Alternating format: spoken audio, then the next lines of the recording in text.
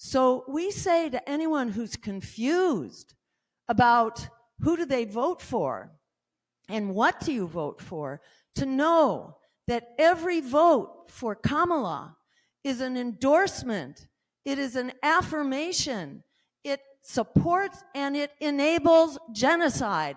If you want to enable genocide, well, yeah, you've got your candidate in Kamala Harris. But if you want to stop genocide, voting for our campaign is how we do that.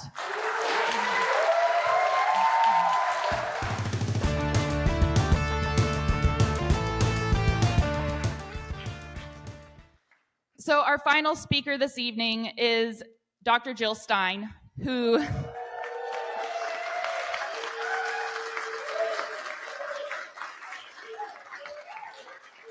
who's running for president as an independent, left, anti-war, pro-worker candidate. She was willing to get arrested with student protesters just a few months ago as part of the peaceful campus occupation protest movement against the war. Now she's here participating in the DNC protests and using her campaign and her platform to build the anti-war movement, despite the fact that she's coming under tremendous pressure from the Democratic Party establishment, including still every week, it seems like, new lawsuits threatening her ballot access in various states across the country. Having worked with Shama when she was in the city council, it really takes a lot to put yourself out there like that, to make yourself a lightning rod for all of the hate and all of the attacks. Everyone's saying it's going to be your fault if Donald Trump wins. It's a lot, and yeah, I just really appreciate Jill's willingness to take that on. Her platform includes not just ending the genocidal war and occupation of Gaza and ending all U.S. military aid to Israel, but also a $25 an hour minimum wage, Medicare for all, free public college, universal free childcare, and much more. Please welcome Jill Stein.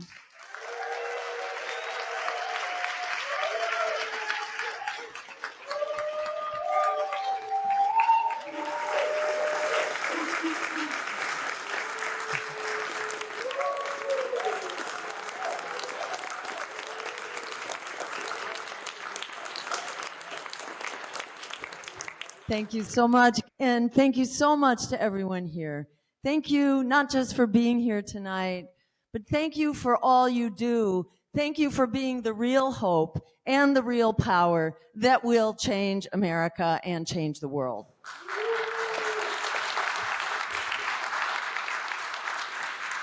And those of you who are here, by the way, we are not alone.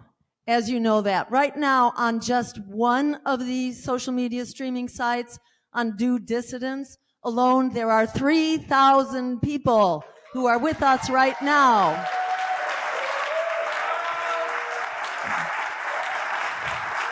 People so badly need to hear everything that was said here tonight.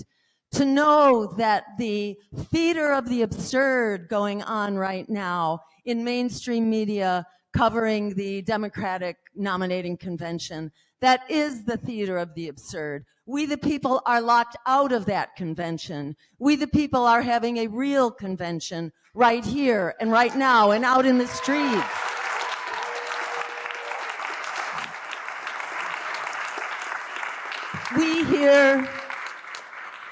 We hear nothing but genocide denial going on in that convention.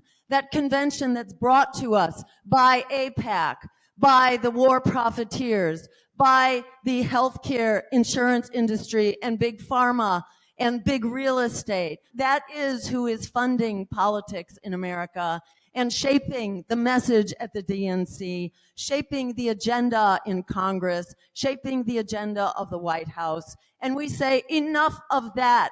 The American people are done being thrown under the bus.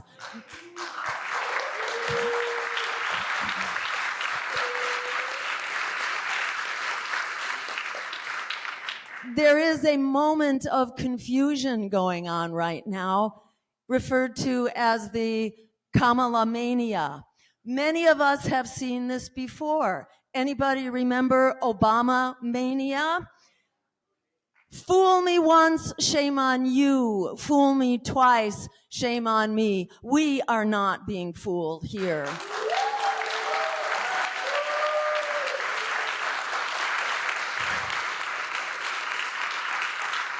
And America will not long be fooled. They can only be fooled right now because Kamala Harris has not had a single real interview with the press.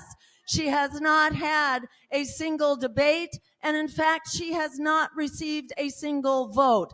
Kamala was anointed and appointed by the political elites and the economic elites in the Democratic Party. So this too will pass.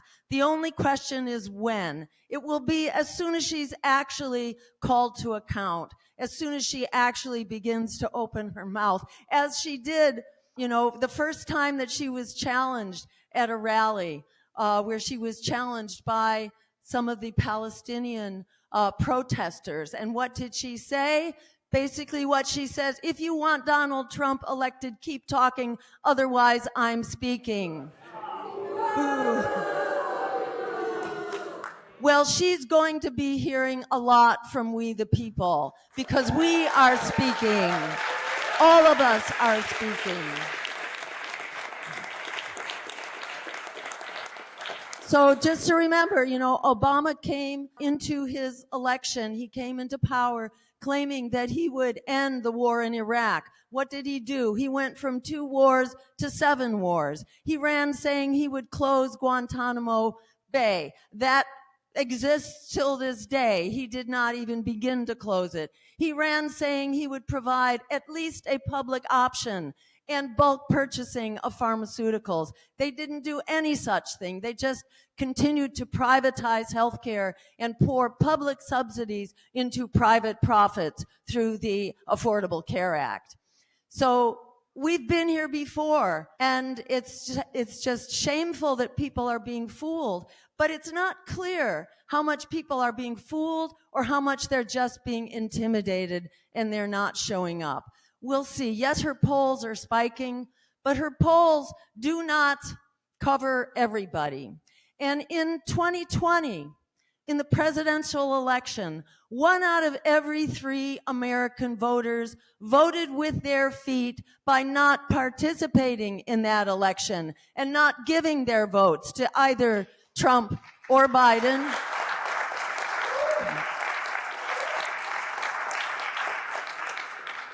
Those are the people who are most being thrown under the bus.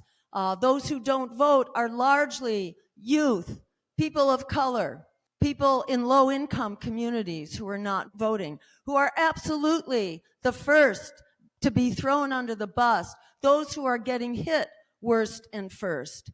But that tide of abuse is really reaching all of us now, as more and more Americans are struggling harder and harder. We know now that over 60% of Americans are living paycheck to paycheck, barely scraping by. We know that half of all Americans right now are paying 30 to 50% of their monthly income just to keep a roof over their heads, and are just 1 or 2 paychecks away from being evicted. Evictions are skyrocketing. Rates of homelessness are at an absolutely unprecedented rate, at the same time that the Supreme Court is making it illegal to be homeless, and you are at risk for being arrested simply for sleeping in the public, for lack of an actual place to put your head down and rest. This is not happening around the margins. This is happening to all of us. And as our speakers addressed before, healthcare is a crisis for everyone right now. We're seeing 8 million Americans who were driven into poverty last year just from the cost of healthcare alone. 18 million Americans who were not able to afford their pharmaceuticals. Yet this was a promise made back in the time of Obama that they would adopt bulk purchasing and bring down the cost of pharmaceuticals. They still haven't done it, even though they are patting themselves on the back now, proclaiming what a great job they're doing of bringing down those costs. for 10 pharmaceuticals. 10 out of absolutely thousands. You know, it's like AOC, who we fondly call AOC Pelosi.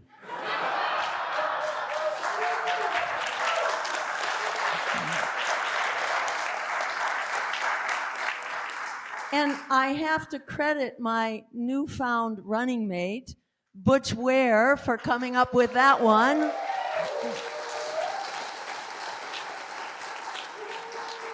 What AOC said, was it last night? You know, just giving cover to Kamala. This pretense that the Democratic Party is working hard, the Biden-Harris administration, that they are working hard to achieve a ceasefire. In fact, while we were having our convention with abandoned Biden-Harris, someone in the press interrupted to say that, oh, good news, a ceasefire agreement had just been adopted.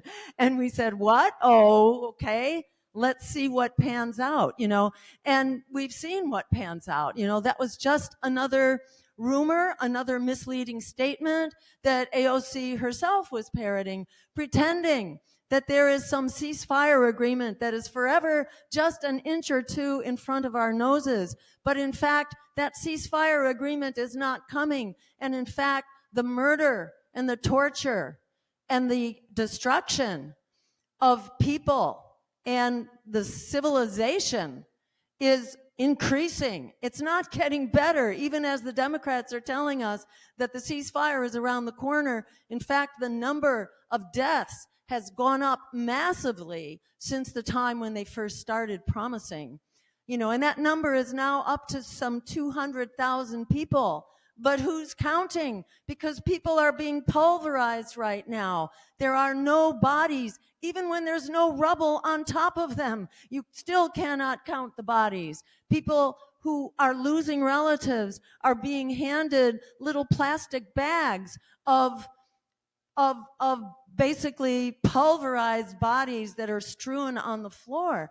You know, this is like a commentary of who our government is, of how our tax dollars are being spent. To me, one of the really grimmest symbols, one of the truest symbols of what this policy is the fact that over 1,000 children, it was 1,000 months ago, over 1,000 children have had leg amputations with no anesthesia. I mean, that's like going back to incredible era of barbarism. During the Civil War, before there was anesthesia, that was the era of biting the bullet. Biting the bullet meant you were given a bullet to bite on while you were having amputations in the Civil War. And what's going on right now is like that level of barbarity being inflicted on children. So we say to anyone who's confused about who do they vote for and what do you vote for, to know that every vote for Kamala is an endorsement, it is an affirmation, it supports and it enables genocide. If you want to enable genocide, well, yeah, you've got your candidate in Kamala Harris. But if you want to stop genocide, voting for our campaign is how we do that.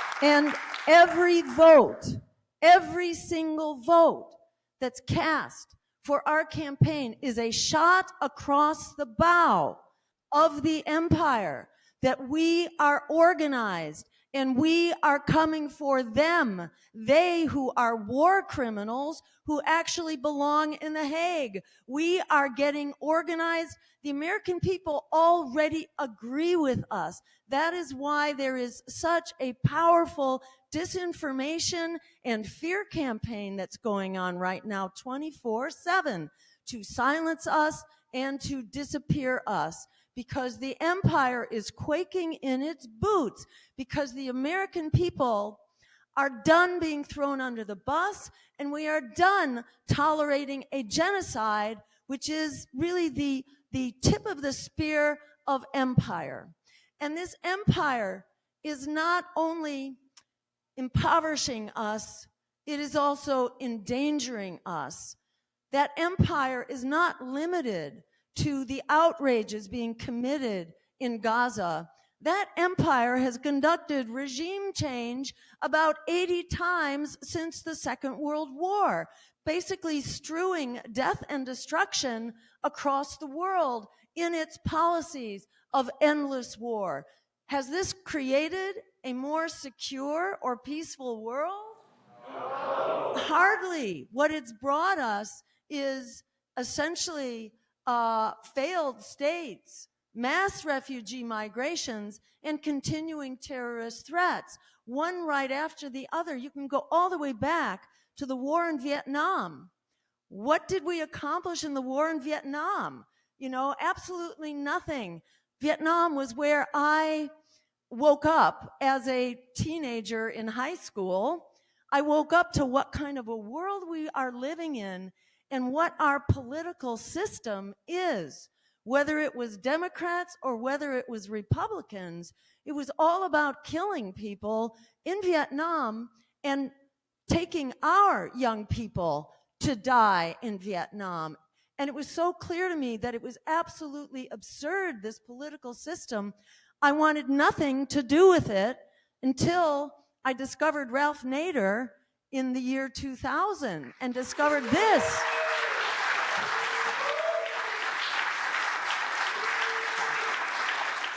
This is what democracy looks like. This is what people-powered and worker-powered democracy actually looks like.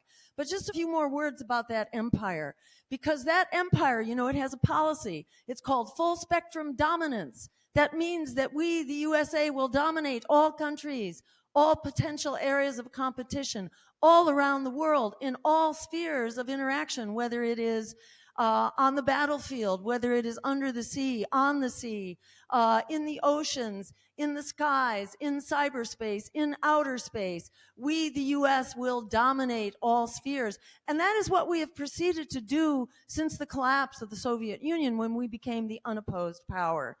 And we still think we are the unopposed power. We are not the unopposed power, and we need to get with the program soon and stop being the bully in the china shop. That is costing us,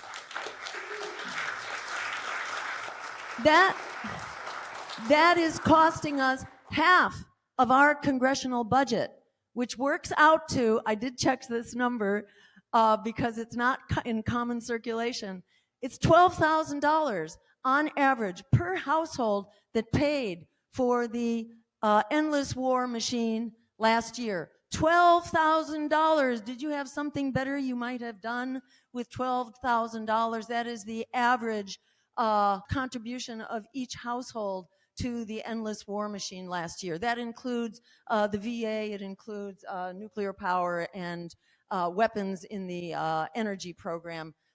And so on. So it includes some of the things that aren't usually calculated in there. But remember, it is half of our congressional dollars that are going into this endless war machine. And it not only impoverishes us and prevents us from spending what we need on healthcare and housing and education and making public higher education free and building at least 15 million units of public housing, good quality social housing. That is what we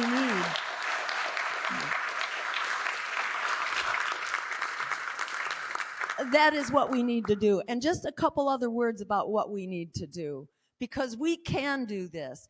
The American public is strongly in support, actually, of a radical, progressive left agenda, starting with health care for everyone as a human right, whether it's Medicare for all as a stepping stone to a nationalized health care system. That's where we can begin.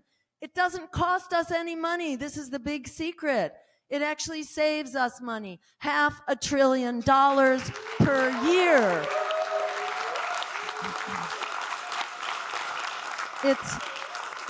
It is such a condemnation of our current batch of criminal misleaders that they are neglecting this. This is motherhood and apple pie. We should have healthcare as a human right for everyone right now. We need housing as a human right for everyone right now. And that starts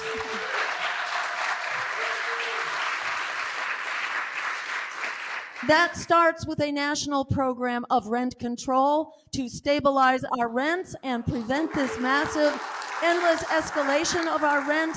To prevent gentrification, we need a tenant bill of rights that prevents you from being evicted so that your landlord can remodel, raise the price, and gentrify your neighborhood and lock you out.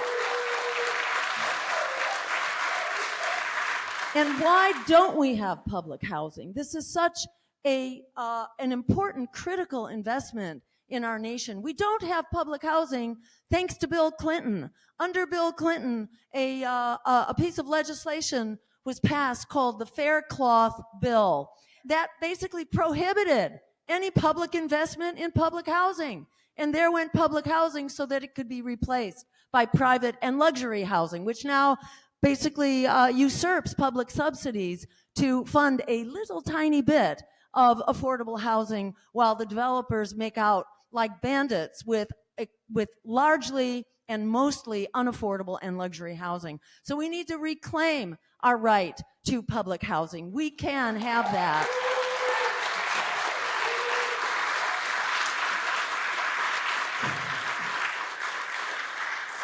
We're also calling, by the way, for a $25 an hour minimum wage now, so that a minimum wage is a living wage. And by the way, we are calling for strong rights of unions. Everyone deserves a good union job and a strong union to protect us, provide dignity at the workplace.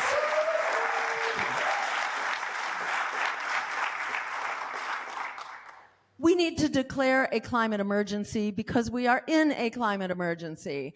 And they won't tell you this, but the reason they don't declare a climate emergency is because if they did that, they would then have over $500 billion per year to start dealing with that climate emergency. That's why our administration, on day one, will declare that climate emergency, will unleash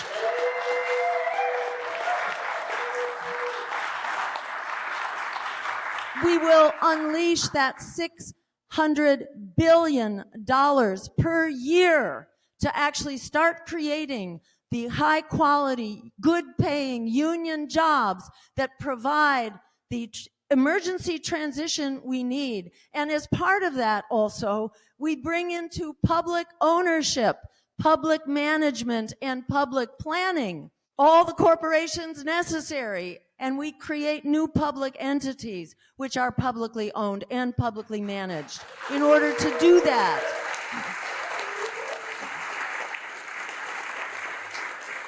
That is why, as Greens, we are an eco-socialist party, because the climate collapse will not be fixed by capitalism. It is part and parcel.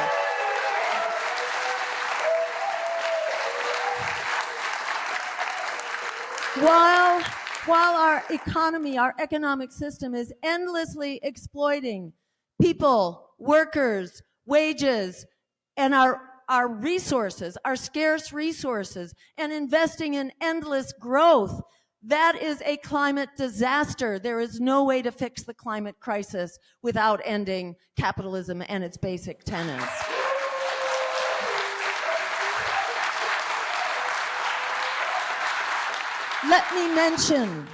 I want to mention quickly a couple other things that will happen on day one. And by the way, as part of the Green New Deal, we not only create green energy, we also create green, sustainable public transportation. That is how we solve this crisis. And that public transportation is part of public housing, by the way. The housing that we will build as part of social housing comes with public transportation. It also comes with the preservation of green space and recreational space that are added also as human rights to part of our development of livable and sustainable communities, as what social housing is all about.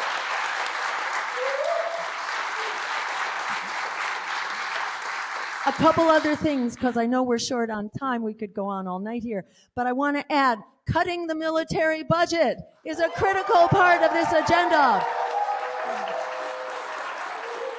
And that is 50 to 75%. And remember that the president is the commander-in-chief and proposes that military budget. So we don't have to wait for Congress to come into agreement. We can get to work right away cutting the military budget. On day one, we will fix the immigration crisis. And the most critical thing to fix the immigration crisis is to stop causing it in the first place. We will end the endless wars and regime change operations which destabilize whole nations and force people to flee for their lives. We will also end the war on drugs, by the way, and declare amnesty for those who've been unjustly locked up in our jails.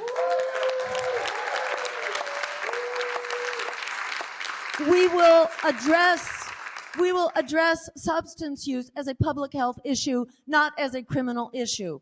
And by doing that, and by ending the war on drugs overseas, which is largely at our instigation, by ending that war on drugs, we also decompress the migration crisis, because it is that black market that gives so much money and power to the violent cartels to terrorize people broadly and, again, drive that migration crisis. So we can begin to decompress the migration crisis on day one by rolling back the prohibitions on substances and on drugs and reclassifying drugs. And just a couple other things to mention quickly. On day one, we will also instruct our Department of Justice to take AIPAC to court so that it is no longer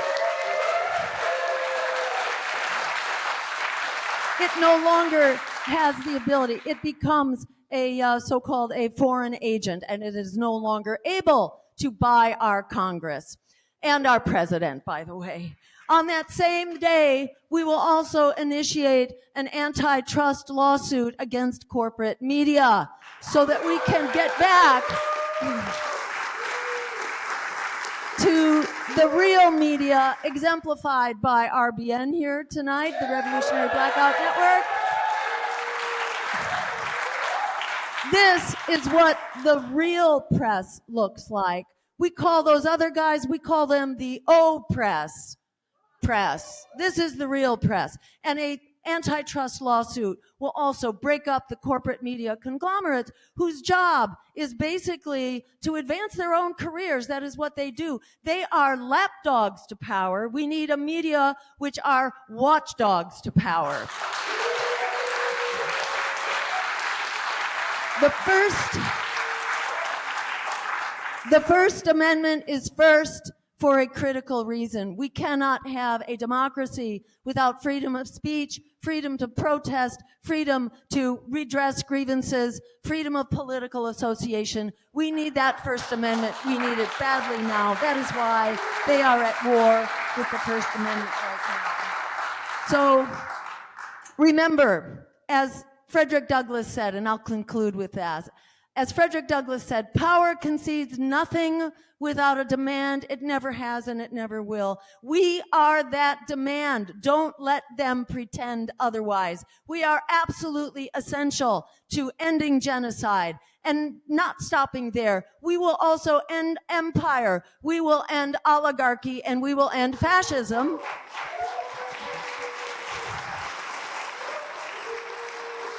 The Democratic Party is not the solution to fascism. They are actually the cause of this right-wing extremism in this country through their agenda, their neoliberal agenda of austerity, of privatization, of endless war, and huge tax giveaway to the wealthy. That is what drives the misery of working people, 30 million people who've lost their jobs, who over the last several decades. It is that economic misery that is basically the driver of right-wing extremism. The way we solve the right-wing extremism is not through the Democratic Party. It's doing like what France did just a month or so ago, bringing the left together and actual everyday working people together so that we can have critical mass. We can be an unstoppable force. We will be that unstoppable force together. That is how we beat back fascism, not by voting for the lesser evil or disappearing ourselves through the Democratic Party.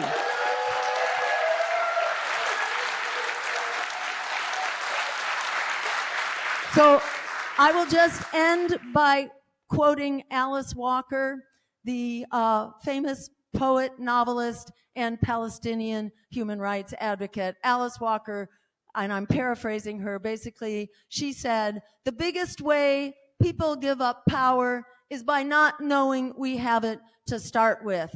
Our job is to get out there and build that power and manifest that power. Remember, a vast majority of Americans already oppose this genocide. The majority of Americans are tired of being thrown under the bus, are tired of living paycheck to paycheck, are tired of struggling to keep a roof over their heads and to try to get health care, which so many are denied right now. We do have the numbers, we have the values, we have the vision, we have the solution.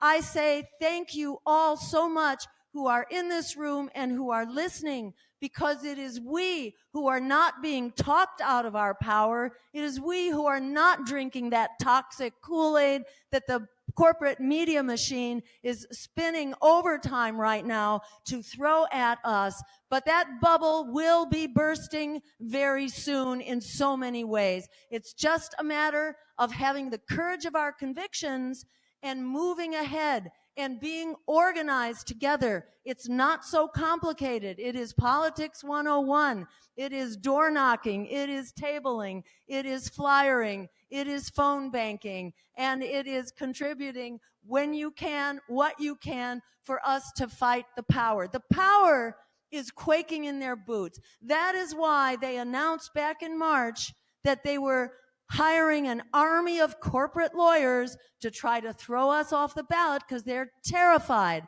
of having to confront us in the court of public opinion. This is why they are actually now advertising. They have the utter shamelessness and the gall to be publicly advertising right now for people to take jobs infiltrating and disrupting and spying on our campaign. They are actually doing that. That's the DNC that is doing that job posting. And they are also holding on to our money. We earned basically $300,000 in public matching funds, and they have refused to give it to us starting about a month ago till the petition drives are over. Now, why would they be doing that? Because they are terrified that we are coming. And I will say corporate media and some of the, shall we say, somewhat pseudo-progressive media has refused to cover us all along. Democracy Now!, somehow they have managed not to cover the one anti-genocide, anti-war, pro-worker climate emergency campaign that actually has a pathway to the White House. We say shame on you, Democracy Now!, shame. And once we are done with our ballot access drives, and we're within about 2 weeks of completing them, and we are going to be on the ballot for probably it'll be about 90, maybe 95% of voters here. So thanks to all of you. Thanks to all of you so much for making that happen. And the bottom line is the empire is quaking in its boots. It knows its days are numbered. The days of genocide are numbered. We are strong. We are not turning around. We are going forward. Together, we are absolutely unstoppable, and I'm so thrilled to be here tonight with Workers Strike Back, with all of you, for us to be looking forward to the future, including that organizing conference in February, which we should all be very much a part of, and everything between now and then. Let's stand up. Let's show them what real democracy is made of, what peace and justice and an end to genocide looks like. Thank you all so very much.